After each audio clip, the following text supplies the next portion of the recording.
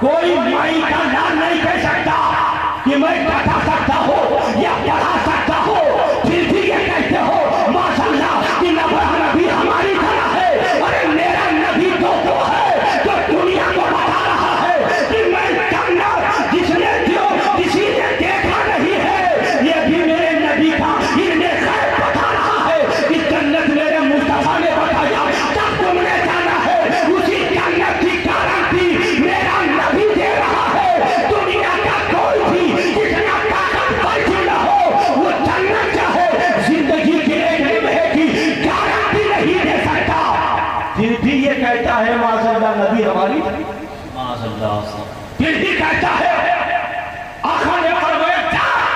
وہ شخص کہتا ہے اے آنے والے میں بہت بڑا امیر و کبیر ہوں، میرے خط دیا دل میں یہ خیال آیا تھا کہ شاید یہ جو مانگ رہا ہے، یہ جو دیکھ رہا ہے، یہ میری طرف اس کی توجہ ہے، مگر میں نے عہد کر لیا تھا کہ ایک پیسہ بھی نہیں دوں گا، مگر میرے بھائی جو ساز و سامان لائے ہو 1 گنا 2 گنا 10 گنا 20 گنا جتنا مانگو میں دینے کے لیے خرچہ تیار ہو، مگر جو نبی نے تمہیں جنت کی ضمانت دی ہے اس میں مجھے بھی حصہ دے دو، مجھے بھی حصہ دے دو۔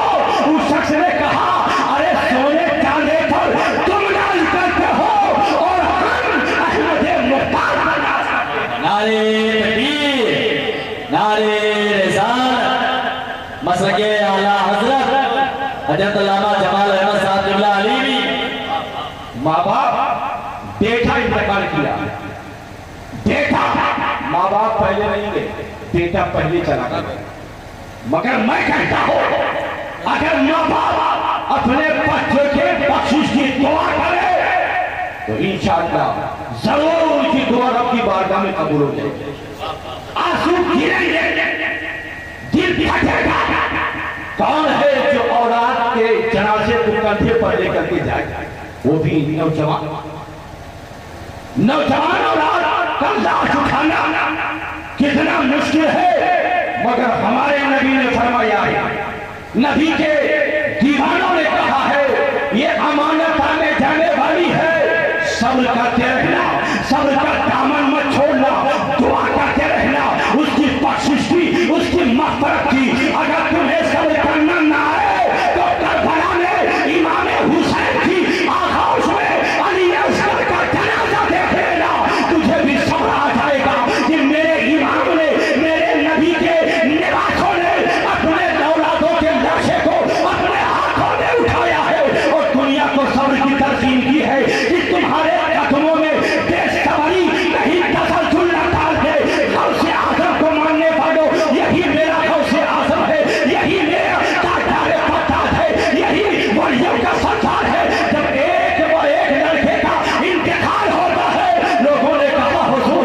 آپ کے لڑکے کا انتقال ہو گیا، آپ کے لڑکے کا انتقال ہو گیا، آپ کے لڑکے کا انتقال ہو گیا، تو بغداد کے راجا نے کہا تھا میں نبی کے دین کی خدمت کے لیے جا رہا ہوں، وہ اللہ کی امانت تھی، جاؤ اس کا جنازہ بھی پڑھ دینا اور میری اولاد کو دفن بھی کر دینا۔ واہ واہ واہ واہ، اولادیں اب بھی جاتی رہیں گی، ماں باپ اپنی دعاؤں میں اپنی اولاد کے لیے دعائیں مغفرت کرتے رہو، بخشش کرتے رہو، کسی بابا کے پاس جانے کی نہیں، لوگ جاؤ کے پیر پکڑ لیں، بابا یہ کر دو، بابا گنڈا بنا دو، یہ ہو جائے۔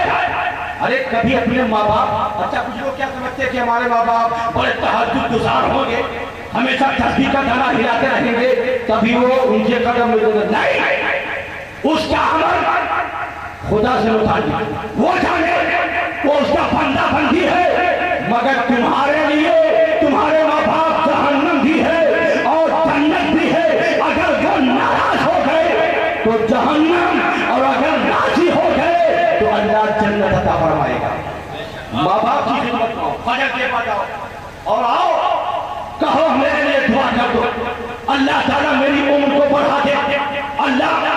ارے جب ماں باپ کی دعاؤں میں اتنا اثر ہے، یہ آپ نے سنا ہوگا حضرت موسیٰ علیہ السلام نے کہا تھا اے اللہ بتا جنت میں میرا پڑوسی کون ہے؟ محبت سے جب بولو، میں جنتی لوگ بیٹھے ہو تو اس میں تکلف کی بات نہیں ہونی چاہیے، محبت سے بولو اور بلند آواز سے۔ حضرت موسیٰ علیہ السلام نے کہا کون ہوگا؟ تو اللہ نے فرمایا موسیٰ جنت میں تیرا پڑوسی ایک گوشت کاٹ کر بیچنے والا ہوگا. کہاں رہتا ہے فلاں مقام پر؟ حضرت موسیٰ نے کہا ارے یار جب جنت میں پڑوسی رہے گا تو پہلے ملاقات کر لیتے. اور کون سا عمل اس کا ہے کہ میرا پڑوسی بن گیا؟ اس کا مطلب بہت بڑا کوئی عبادت گزار. حضرت موسیٰ علیہ السلام گئے تو دیکھا وہ گوشت کاٹ کے بیچ رہا اور کوئی ایسا عمل نظر نہیں آیا جس سے اسے جنت ملی. بس گھر لے کر آیا اور بہت سارے معاملات گھر لے کر آیا.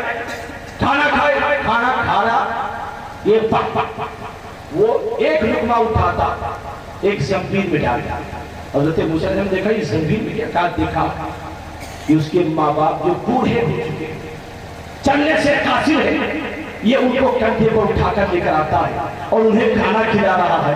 تو اللہ نے فرمایا موسیٰ دیکھ لیا مولا یہ عمل صرف اس کا میں نے دیکھا کہ وہ اپنے ماں باپ کو کھانا کھلاتا. مولا نے فرمایا اس کی ماں نے کہا تھا میرے پروردگار میرے بیٹے نے میری جو خدمت کی ہے اس کا بدلہ مجھے جنت میرے بیٹے کے لیے چاہیے. اور جنت ہی نہیں جنت میں پیغمبر موسیٰ کا پڑوس بھی چاہیے. آپ ذرا سوچو اگر ماں باپ رب کی بارگاہ میں مچل جائے تو اللہ تعالیٰ اسے جنت عطا فرما دے.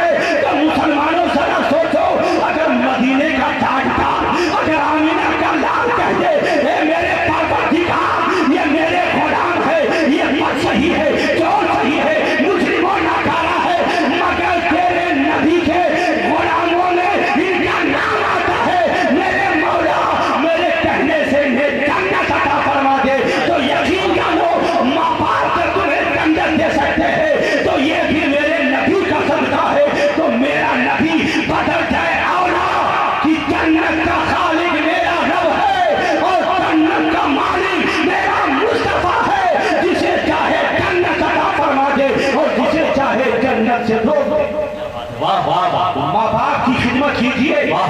ہم نبی سے محبت کرنے والے ماں باپ اگر برائی کی طرف لے جائے تو مت جاؤ مگر ان کی خدمت کرتے رہو. راتوں میں جب لیٹے تو ان کا ہاتھ پر آج ہمارے معاشرے میں جب بہو آ گئی کہتے نہیں شوہر جی آپ کا کپڑا دھوؤں گی تمہارے ماں باپ کا کیا. اچھا یہ شوہر کہاں پہ چلے ماں باپ نہیں ہوتے تو تیرا شوہر ہوتا. ماں باپ نہیں ہوتے تو اس کی بیوی بربادی. ارے نہ تھا اس ماں باپ میں اتنی تاثیر ہے دعاؤں میں کہ تیرے شوہر ہی نہیں تیرے شوہر کے ساتھ تیری قسمت بھی بدل جائے. اگر نہیں دھوتی ہے تو کوئی دباؤ نہیں ہے مگر اولاد کو چاہیے کہ اپنے ماں باپ سرکاری نل کے نیچے بوڑھا کب کپاتا ہوا اپنا کبھی ٹائپر دھو رہا ہو کبھی کوٹا دھو رہا ہو اور تم موٹر سائیکل لے کر کے باہر نکل گیا. کبھی کرکٹ کا میدان کبھی بازاروں کی شاہ ہے کبھی بازار کے مال اور شاپنگ سینٹر نہیں. اپنے ماں باپ کا ہمیشہ خیال رکھو. اگر تم چاہتے ہو کہ دنیا بھی بن جائے آخرت بھی بن جائے بلکہ میں تو یہ کہوں گا اگر تم چاہتے ہو کہ اللہ بھی تم سے راضی ہو جائے مصطفیٰ بھی خوش ہو جائے غوث اعظم بھی پیار کرے غریب نواز بھی تم سے چاہت کرے تو تمہیں اپنے ماں باپ کی اطاعت و فرما برداری انہیں خوش رکھنا ہو. بے شک واہ واہ واہ اپنے ماں باپ کو خوش رکھو. رات میں لے ان کے سر پہ تیل ڈالو ان کا پیر دباؤ اسی پیر دبانے میں ان سے دعائیں کروا لیا کرو. وما علینا الا البلاغ. السلام علیکم.